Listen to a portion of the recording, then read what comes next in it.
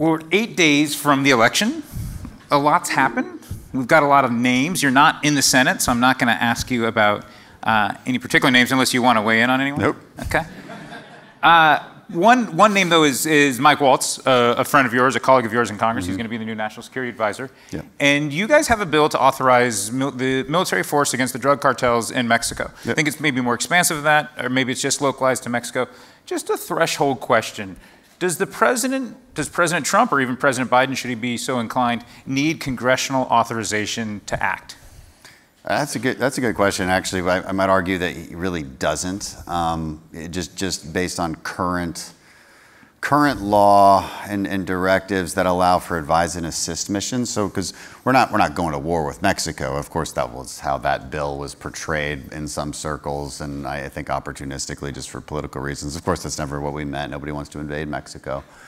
But the president, of course, has authority to help an ally, and Mexico, I would argue, is one of our more important allies, considering it's our biggest trading partner south of the border, and also under threat from what I think has to be called an insurgency, and probably one of the more powerful insurgencies that we've ever seen.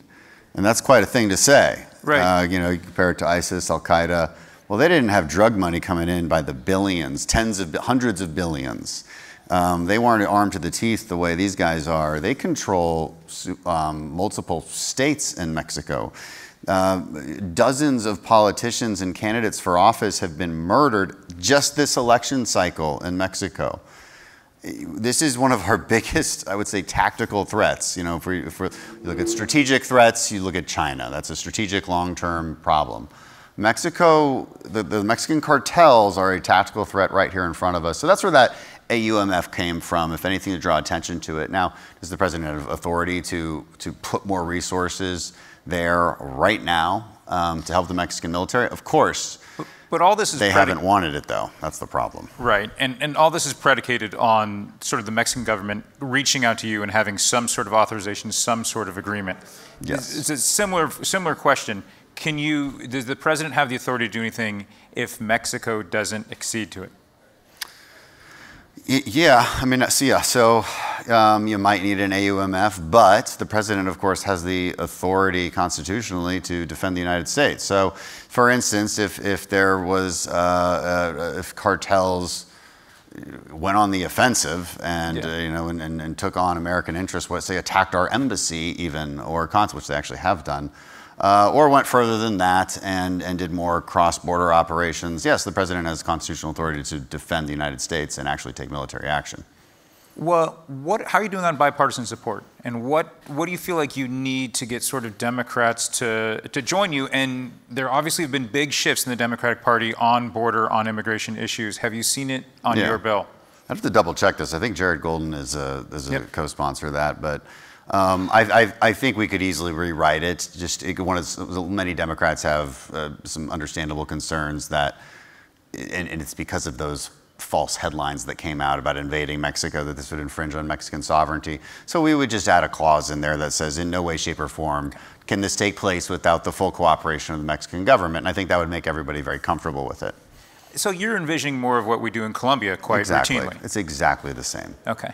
I guess it was last month, we had Claudia Sheinbaum, who was finally inaugurated. How is she doing? Is she recognizing the severity of the threat? Because I think you were pretty critical of AMLO before. Yeah, definitely. I don't know yet. I don't know Claudia Sheinbaum. I think she's kept her cards close to her chest. I'm hopeful by some of the people she's put in her cabinet, who I think speak the right language, understand the threat, and have done a good job. I think she did a pretty good job governing Mexico City. The Mexican City Police Chief, who she put in charge of, I guess what you would call the equivalent of our Department of Homeland Security, is also somebody who I think takes this very seriously. So I think we have a real opportunity here for two reasons. One, the Trump administration is obviously much more hawkish on this issue, overtly hawkish. It's not like the Biden administration wasn't doing anything, but they wouldn't ever talk about it.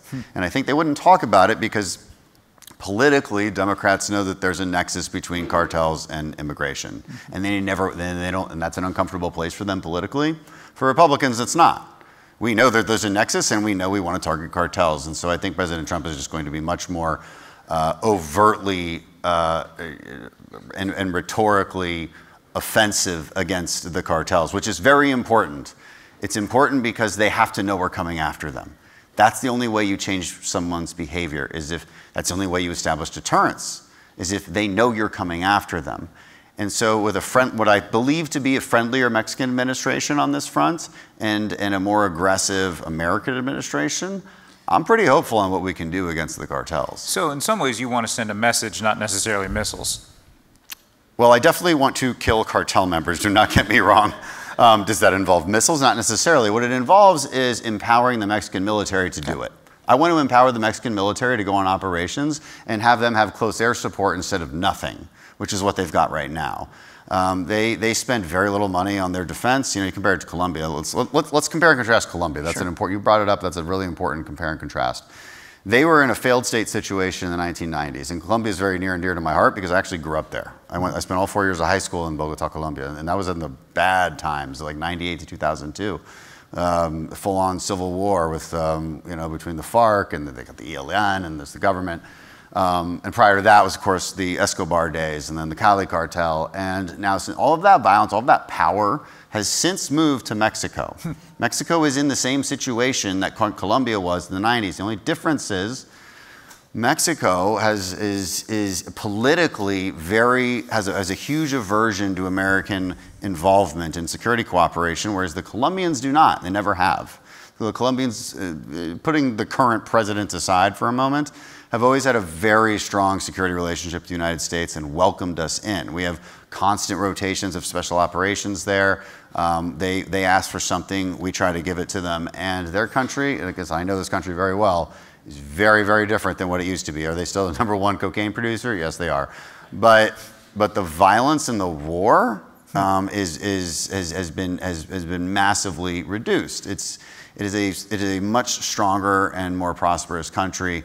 And if there's, look, and I tell people this all the time, if you can pick one country in the world aside from the United States of America, one country in the world that you could make 10 times more prosperous and safer, which one would you choose? It's kind of an interesting thought experiment. Like, what would you choose?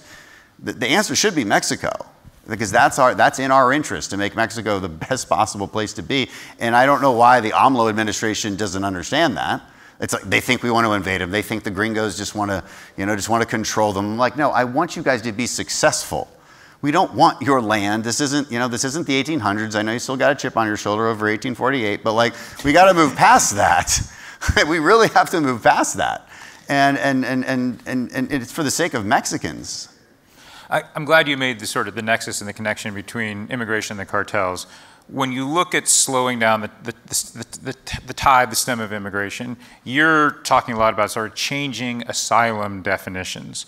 Walk me through the credible fear sort of process and where you think it's flawed right now.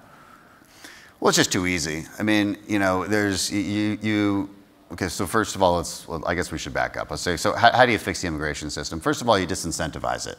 You disincentivize what is casually referred to as catch and release. Catch and release simply means, hey, if you walk across the border, you get here, there's a really good chance you'll get a bus ticket or a plane ticket to wherever you want, which has been the case for the last few years. And of course, it creates a magnet, it creates an incentive to come through. Now, there's a variety of ways for you to take advantage of the system. One is asylum. Another is what Biden has done, is just basically mass paroling a bunch of immigrants. So they haven't even had to use the asylum loopholes. But you have to tighten up that claim. And so, you know, a credible fear standard does have to rise so that somebody can say, look, right away, your information and the evidence that you're producing, it's not going to hold up in court. And we see that, by the way, especially with like Northern Triangle countries. We see like a 12% rate of acceptance of asylum. So what is that telling us? That's telling us that there's a lot of people coming who are just economic migrants, but the cartels the traffickers, the cartels, it's all the same people. They're coaching people, and look, this is what you have to say to at least pass that first test of credible fear, and then you'll get a court date 6 years from now, and basically you're let loose. We'll see if you'll show up or not. You mentioned the parolees that are here.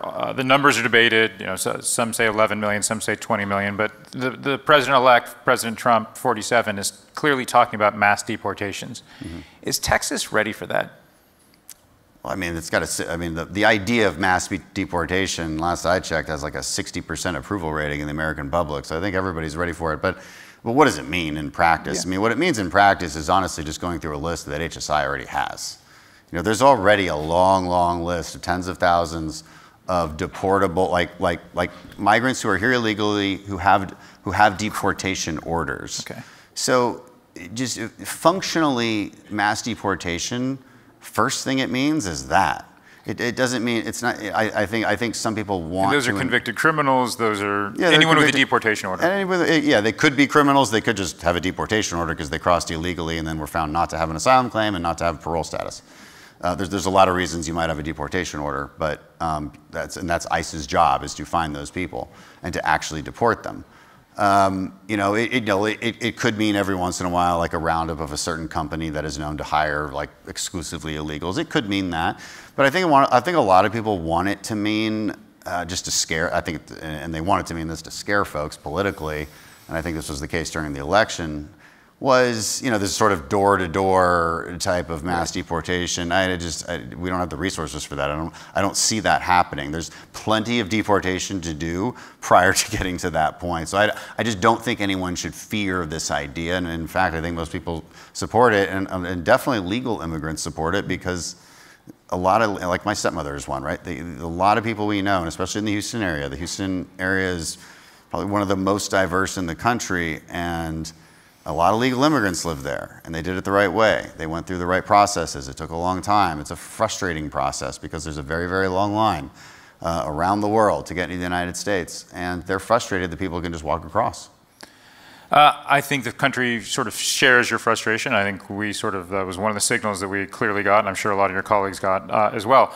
I would love to talk longer. This has been a great conversation, but I am getting a firm countdown here. So, Congressman, I really thank you for your time. And with that, I think we have one more thing for you, but it's a bit of a surprise. So I'll let someone else do it. Thanks, Congressman. Thanks.